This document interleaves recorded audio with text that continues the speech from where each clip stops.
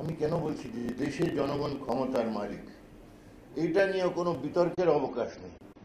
আমি এখানে দলীয় রাজনীতি একদম বক্তব্য রাখতে চাই না, যেটা আজকে নাগরিক সমাবেশ এটাকে বলছি। আমি একজন নাগরিক হিসাবে আজকে আমার নেতৃবৃন্দকে বলছি যে আপনারা বিভিন্ন সংগঠনে, নাগরিক সংগঠন, রাজনৈতিক সংগঠন নেতা হিসাবে এসছেন, আমি কৃতজ্ঞ। যে সবাই বলছেন একদিনে মিটিং কি করা যাবে, আমি বললাম এটা এত জরুরি বিষয় যে এখানে আমরা সময় কালক্ষেপণ করা চলবে না। আজকে যে সিদ্ধান্তর কথাগুলো সবাই বলছেন, আমিও মনে করি যে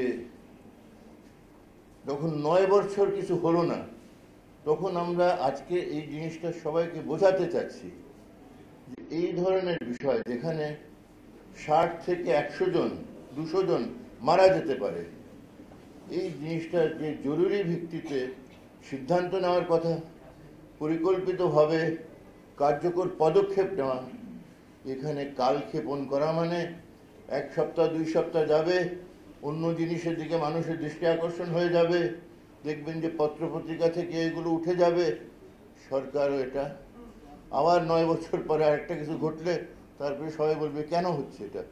আমি এটা খুব বুঝে বলছি কথাটা। আমার গত 50 বছর ধরে তো এগুলো নিয়ে কোর্টেও যাচ্ছি, যে আসলে জনগণকে সক্রিয়ভাবে দেশের মালিকের ভূমিকা রাখতে হবে। নিজের দিকে তাকিয়ে দেখুন, দেশের মালিক কে? আমাদের একটা ওই উপনিবেশিক আমল থেকে সরকার দায়ী, সরকার দায়ী, অবশ্যই দায়ী, কিন্তু সরকারের মালিক তো আমরা। তারা এটা অনুভব করে না। সরকার যদি আমাদেরকে মালিক মেনে নিত, আজকে তো আমাদের কাছে আবেদন করত যে আসুন, এগিয়ে আসুন, সবাই মিলে বলেন কি করা দরকার। না, ওরা আছেন, আমরা তো মালিক, আমরা তো সবকিছু করেছিলাম, এখনো সবকিছু করছি। এই মানসিকতা থেকে কিভাবে মুক্ত করা যাবে? যে একটা হতো যদি তারা নিরপেক্ষ নির্বাচনের মাধ্যমে সবাই আমাদের ভোট টোট নিয়ে হতেন, ধরে নিচ্ছে, সে বিতর্কে আমি যেতে চাই না। সবাই কথা বলেছেন এবং সে কথা আমিও দ্বিমত করছি না, কিন্তু আমার কথা হলো যে এই মুহূর্তে 16 কোটি মানুষের মধ্যে যে বিষয় নিয়ে কোনো বিতর্ক নাই, যে এই ধরনের ঘটনা কেন ঘটলো 9 বছর পরে, মানুষ তো এটা বুঝতে চাইবে। এর উত্তরটা মানুষ চান কি চান না? মানে যাদের আপনজন হারিয়েছে তারাও তো চাই, কিন্তু আমি তো মনে করি যাদেরকে হারিয়েছি আমাদের সকলেরই আপনজন, তারা কেন ওদেরকে আমাদের হারাতে হলো? মানে আমি তো অবাক হচ্ছি, যেসব লোক মানে তারা কোনো কিছু করেনি, হঠাৎ করে তারা এইভাবে জীবন তারা হারালো। আর যদি বলতেন যে এটা হঠাৎ হয়ে গেছে, কিন্তু 9 বছর আগে এরকম 124 জন মারা গেছিল, একই ধরনের ঘটনা। নিমতলি এই জায়গা থেকে খুব কাছে। তো এখন সরকার যারা আছেন, দায়িত্ব নিয়ে আসেন, একটা ভাব করেন যে তারা দায়িত্ব নিয়ে তাদের রাষ্ট্র পরিচালনা করছেন। তো এখনো আমি আজকে আক্রমণ করে না বলে যে আমরা তথ্য চাই, জনগণ তথ্য চায়, এই 9 বছরে কি হয়েছে এই ব্যাপারে, এই যে আদেশগুলো দেওয়া হয়েছিল, কি কি পদক্ষেপ নেওয়া হয়েছে, এটা কি জানা আপনাদের আগ্রহ আছে কিনা? আমার আছে, আমার একজন নাগরিক হিসাবে আগ্রহ আছে। আর কেন জানাবেন না? এই দেশ তো কারই পৈতৃক সম্পত্তি না, দেশের মালিক জনগণ। এটা আমার কথা না। দেশের সংবিধান যেখানে 1 নম্বর স্বাক্ষর আছে বঙ্গবন্ধু, জাতির পিতা বঙ্গবন্ধু শেখ মুজিবুর রহমানের, তিনি লিখে দিয়ে গেছেন, স্বাক্ষর করে গেছেন। অন্যান্য যারা দেশের স্বাধীনতা যুদ্ধে নেতৃত্ব দিয়েছিলেন, তাজউদ্দিন নজরুল ইসলাম, সকলেই স্বাক্ষর আছে। এই দেশ জনগণের ক্ষমতার মালিক। নিজের দিকে তাকিয়ে দেখেন, মালিক যদি হয়, আপনি কিভাবে মালিকের দায়িত্ব পালন করেন যদি যাদেরকে সেবক হওয়ার কথা আপনাদেরকে তথ্য দেয় না? আপনার তথ্য না দিয়ে মালিক হিসাবে কিভাবে দায়িত্ব পালন করবেন? আমি তো জানতে চাই 9 বছর কেন হলো না, আপনারা জানতে চান কিনা? এটা না জানানো কি মহা অন্যায় কিনা? আপনারা তো তারা দায়িত্ব রাখবেন। আমি প্রথম ভেবেছিলাম যে 2009-10 কারা ছিল সরকারে, কেন অন্য দল থাকলে তো সুযোগ পেয়ে যাবে যে ওরা কিছু করে নাই, বুঝছেন না, ওরা কিছু করে নাই। তো এখন আল্লাহর রহমত সেই কথা তো আর বলার সুযোগ নেই। ওরা তো ওরা সব খারাপ, এটা মানে ওনাদের দৃষ্টিতে, বাট আপনারা তো সবাই ভালো। কিন্তু কথা হলো যে এই 9 বছরে কি করেছেন, এবং এই আদেশগুলো একদম ভেঙে ভেঙে লেখা আছে। আমি যে কোর্টের আদেশ, আমি কালকে একটা সুখবর দিই, আজকেও কিন্তু হাইকোর্টে রিট পিটিশনে 4-5টা হয়েছিল, একটাতে আদেশ দেওয়া হয়েছে, সেটা আমি পেয়েছি একই আদেশ যে দ্রুত জানাও কি কি করেছিল, কেন করা হয়নি, যেসব কথা 10 বছর আগে বলা হয়েছিল, 9 বছর আগে বলা হয়েছে, কেন করা হয়নি। আজকে আদেশ আবার হাইকোর্ট আবার দিয়েছে। অর্থাৎ দেখেন, আদালত এর আদেশ 9 বছর আগেও দেওয়া হয়েছে। হ্যাঁ, দায়িত্বহীনতা, এই যে কথাটা আমরা বলি যে দায়িত্বহীনতা কেন থাকবে? যেখানে জনগণের মালিকানায় একটা রাষ্ট্র পরিচালনা হয়, ওখানে দায়িত্বহীনতা তো একদমই থাকার কথা না। দায়িত্ববোধ থাকার কথা, মানুষের প্রতি, দেশের প্রতি, জানমালের নিরাপত্তা যেন নিশ্চিত করা যায়, এইটাই তো রাষ্ট্রের দায়িত্ব কর্তব্য, নাকি সরকারের দায়িত্ব কর্তব্য? তো আমি বলছি যে আমরা সকলেই ওদের কাছে সেবক হিসাবে জানতে চাচ্ছি না, আমরা মালিক হিসাবে সরকারের কাছে জবাবদিহিতা দাবি করছি। প্রথমেই বলেন, যারা সরকারে আছেন, আপনারা কি দেশের মালিক না জনগণ ক্ষমতার মালিক? আচ্ছা, এটা বিতর্কের অবকাশ নেই। এটা যদি আপনারা বলেন যে না আমরা মালিক হয়ে গেছি, তখন আপনারা বঙ্গবন্ধু জাতির পিতাকে অমান্য করছেন, কেন উনি স্বাক্ষর করে গেছেন যে জনগণ ক্ষমতার মালিক, এবং যারা নির্বাচিত হয় তারা সেবকের ভূমিকা। তো আপনারা সেবক হিসাবে একটু বিনয়ী হন, একটু বিনয়ী হন। আপনারা প্রধানমন্ত্রী একজন নির্বাচিত বিরোধী দল থেকে হওয়ার কথা। সেই নির্বাচনের দিকে আমি গেলাম না, এটা অনেকেই সবাই বলেছে, আপনারা সবাই জানেন। কিন্তু আজকে আমি চাই যে 16 কোটি মানুষ আমরা ঐক্যবদ্ধ হয়ে একটা অবস্থান যেন নিতে পারি, বিচার চাই, এবং এই ধরনের ঘটনা যেন না ঘটে। এটা 9 বছর আগে তো আমরা এই আদেশগুলো পেয়েছিলাম, তো 9 বছর এই আদেশগুলো পালন করা যায়নি কেন? কোর্টও জবাবদিহিতা চায়, আমরাও চাই। আর আমরা চাই যে আমরা শুধু এই হলে যারা আছি না, আমি মনে করি আপনার নিয়ে পাড়ায় মহল্লায় যান, আপনার জেলায় জেলায় খবর নেন, এই মানসিকতা সকলেরই আছে কিনা যে এই ব্যাপারে আমরা জবাব চাই। আমরা জানতে চাই যে 9 বছরে কেন কিছু হয় নাই, সেই কেন হয়নি। এটা জীবনের যারা হারিয়েছে তাদেরকে কি জীবন ফেরত দিতে পারবেন? হ্যাঁ, কেউ বললো যে মূল্য কি 50,000 টাকা, আরে 50 লক্ষ 50 কোটিতে তো এটা কোনো ক্ষতিপূরণ হয় না। জীবন তো আপনি কাউকে ফেরত দিতে পারেন না। এরা কেন জীবন হারাতে হলো, কেন হলো? এটা একই ধরনের ঘটনা, যে আগুন লেগেছে। কোর্ট বলেছিল যে হ্যাঁ, ওর পুরনো ঢাকাকে কিভাবে নিরাপদ করা যায় সকলেরই মতামত নিয়ে বিচার বিবেচনা করে যেভাবে সাজানো দরকার পুরনো ঢাকাকে, যাতে এই ধরনের হুমকির মুখে তারা না থাকে, যে আগুন লেগে গেল, শত শত মানুষ সেখানে আগুনে পুড়ে মরবে, এটা যেন না হয়। আচ্ছা, 9 বছর তো রাতারাতি না, জানে না সব কিছু রাতারাতি চাইলে হবে না। 9 বছর কি রাতারাতি? 9 বছর কম সময় না। একই সরকার পুরা 9 বছর ছিল এই সময়। সেই কারণে আমরা আজকেও কোর্ট একই কথা বলেছি, এই সবের উত্তর দাও। তো আমি আপনাদেরকে আমরা লক্ষ্য করেছি এবং কোর্টের প্রতি আদেশ পেয়ে কিন্তু এরা এই আদেশকে মানে না। তো আমি এই আদেশ যেন মানে, আজকের আদেশ যেন মানে, আমি চাই যে মালিক হিসাবে আপনাদেরকে সক্রিয় ভূমিকা রাখতে হবে, শুধু আমাদের বক্তব্যর শ্রোতা হিসাবে না। যেখানে যেখানে বাসায় যাবেন, আপনাদের এলাকায় গ্রামে যেখানে যারা আছেন সবাইকে বলেন যে ভাই আজকে দাঁড়ান, এই দেশের মালিকের ভূমিকা আমাদের রাখতে হবে। এই দেশের মালিক আমরা। ওই যে কোটি কোটি মানুষ জীবন দিয়েছিল ৭১-এ, তারা কিন্তু সংবিধানে লেখা আছে যে তাদের সেই জীবনের বিনিময়ে এবং আমাদের যারা নেতৃত্ব দিয়েছেন, বঙ্গবন্ধু তার সাথে যারা নেতৃত্ব দিয়েছেন, সকলেই জীবনের বিনিময়ে এই দায়িত্ব আমাদেরকে দিয়ে গেছেন, নাগরিকদেরকে দিয়ে গেছেন। তো এই যে আমরা বলবো যে ও সরকার তো আজকে এই করবে ওই করবে, সরকার তো এইসব ৯ বছর আগে আদেশ পেয়েছিল, ৯ বছরে পারে নাই।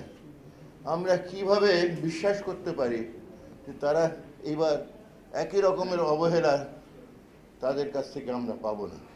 তারা যেন অবহেলিত না থাকতে পারে, তারা যেমন লাপরওয়াহ হিসাবে না থাকতে পারে, তাদেরকে তাদের দায়িত্ব বোঝানোর ব্যাপারে প্রথম তো হলো যেটা আমি আজকের এই মিটিংটা ওই নির্বাচনকে কেন্দ্র করে করি নাই, সে কথাগুলো এসেই গেছে, আসতে বাধ্য।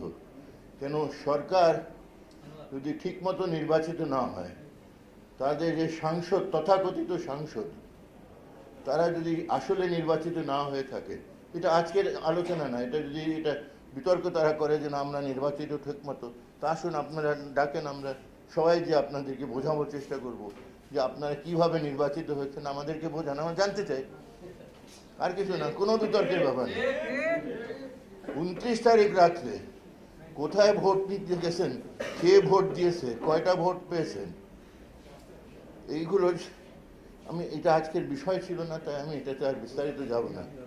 বাট ওরা যদি এই ব্যাপার নিয়ে কোনো বিতর্ক করতে চান, মানুষকে যে বোঝান যে আপনাদেরকে কে কোথায় থেকে আপনারা নির্বাচিত হলেন, কিভাবে হলেন, এবং সেসব বিতর্ক থেকে মুক্ত হয়ে এখন যারা ভাব করছেন যে আপনারা দেশের জনগণ নির্বাচিত সরকার, নির্বাচিত প্রধানমন্ত্রী, আসুন একটা জিনিস তো আপনাদের কর্তব্য কম হয় না, আপনার নির্বাচিত ঠিক মতো না হলেও যদি ওখানে সব জায়গাতে বসে আছে অমুক মন্ত্রী, প্রধানমন্ত্রী, সিকি মন্ত্রী, কত কত মন্ত্রী, এই মন্ত্রীরা সবাই মিলে আমরা ওদেরকে জবাব চাই ৯ বছর কি হয়েছে আর এই ঘটার সাথে সাথে কি হচ্ছে এখন। এই যে পুরনো ঢাকাকে হুমকি থেকে মুক্ত করার ব্যাপার বলা হয়েছে, ৯ বছরে কি হয়েছে আর এই কয়েকদিনের মধ্যে কি পদক্ষেপগুলো নেওয়া হচ্ছে এবং আগামীতে কি পদক্ষেপগুলো নেবেন, এই যে পরিকল্পিতভাবে পুরনো শহরকে এই ধরনের হুমকি থেকে মুক্ত করা, এই ধরনের অগ্নিকাণ্ড থেকে মুক্ত করা, এই ধরনের ঘটনা যেন না ঘটে, এই ব্যাপারে কি কি পদক্ষেপ নেওয়া। ৯ বছর আপনারা কিছু করে থাকলে বলেন, আমি এখনো বলবো না আপনারা ঘুমিয়েছিলেন, কিন্তু একদম যে ঘুমিয়েছিলেন না এর প্রমাণ তো আপনাদেরকে দিতে হবে। কি হয়েছে এই সময়, এই কয়েকদিনও তো কিছু আসে নাই ওখানে, যে এই পদক্ষেপ নেওয়া হয়েছে এই শহরকে এইভাবে আমরা নির্মাণ করার ব্যাপারে, এইসব রাসায়নিক ব্যাপার যেন এখানে না রাখা হয়, এই অগ্নিকাণ্ডের হুমকির মুখ থেকে আমরা কীভাবে মুক্ত করার ব্যাপারে এইসব পদক্ষেপ নিয়েছি। এটা তো হতেই পারে যারা ব্যবসায় করেন তারা চাইবেন যে যা আছে তাই থাকুক, এটা হতে পারে, কিন্তু যেটা গণতান্ত্রিক সরকার, সাংবিধানিক সরকার, তাকে তো মানুষকে বোঝাতে হবে না কিছু নিজের কোনো ক্ষতি হলেও কিন্তু জনগণকে হুমকির মুখে রেখে সেটা করা সম্ভব না। সেই হুমকি থেকে মুক্ত করার কর্তব্য দায়িত্ব সকলেই আছে, সর্বোপরি রাষ্ট্রের আছে, যে আইন আছে, তাদের নানান রকমের ক্ষমতা আছে, যে ক্ষমতা সময় মতো প্রয়োগ করলে এতগুলো জীবন বাঁচানো যেত। একটা জীবনও যদি বাঁচানো যেত, এটা কর্তব্য ছিল এটা করার। সেই তো বলি যে একটা জীবনও বাঁচানো হলে বুঝতাম যে তারা ক্ষমতার গুরুত্বটা বুঝেছে। কিন্তু 67, 81, 100, 200 পর্যন্ত যেতে পারে, অর্থাৎ সে নিয়ে কোনো বিতর্ক নাই। অসংখ্য বললেই তো হয়। 60-এর ওষুধ যে স্বীকার করে সরকার, এটা অসংখ্য বলা চলে। একদম মানে নিরীহ মানুষ মারা গেছে,